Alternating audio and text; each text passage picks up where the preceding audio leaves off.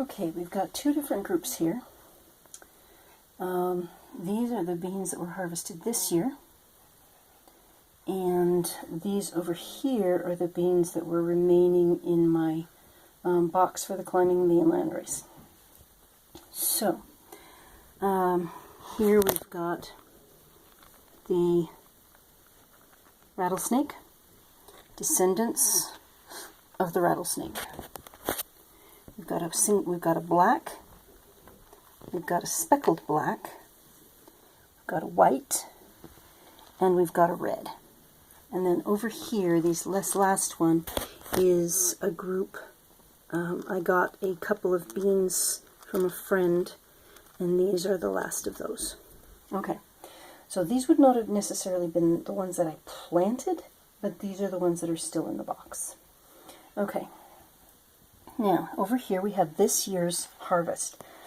And I've mentioned before that with beans, sometimes you can tell that there is crossing going on. Because if you know what you planted and you know what it's supposed to look like, with beans, because the color is inherited, you can sometimes tell.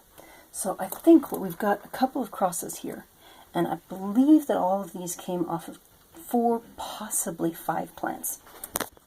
So we have a red, okay, very similar to the red over here.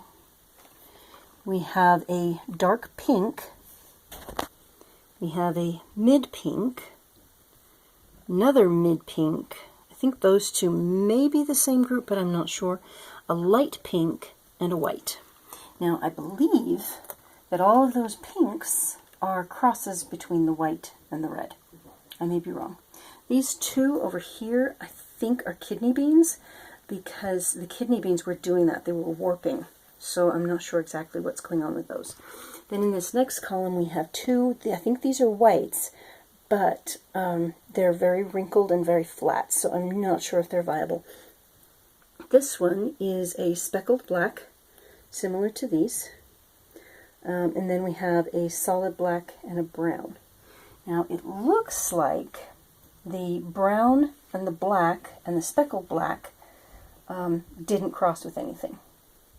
It's possible. I don't know. It's possible they did, and we're simply not seeing the results of it yet, because if this black was the female parent and it crossed with this black, we wouldn't necessarily be able to see it in the first generation. If a red crossed with another red, like the kidney beans, we might not be able to see it in the first generation. We'd probably be able to see the variation in the second generation. But with beans, because we can see the color, you can tell almost immediately if there have been crosses. And it appears that in this batch there was at least 2 crossing, the white and the red. So those are this year's beans. These are the leftovers from last year. And I've got kidney beans as well, but I'll cover them at another point. I don't know what any of these beans are, and I don't particularly care, because I'm not intending to keep inbred varieties. I'm intending to outcross them so that they all mix. It's, like I said, the beginning of a climbing bean landrace. I will talk with you later.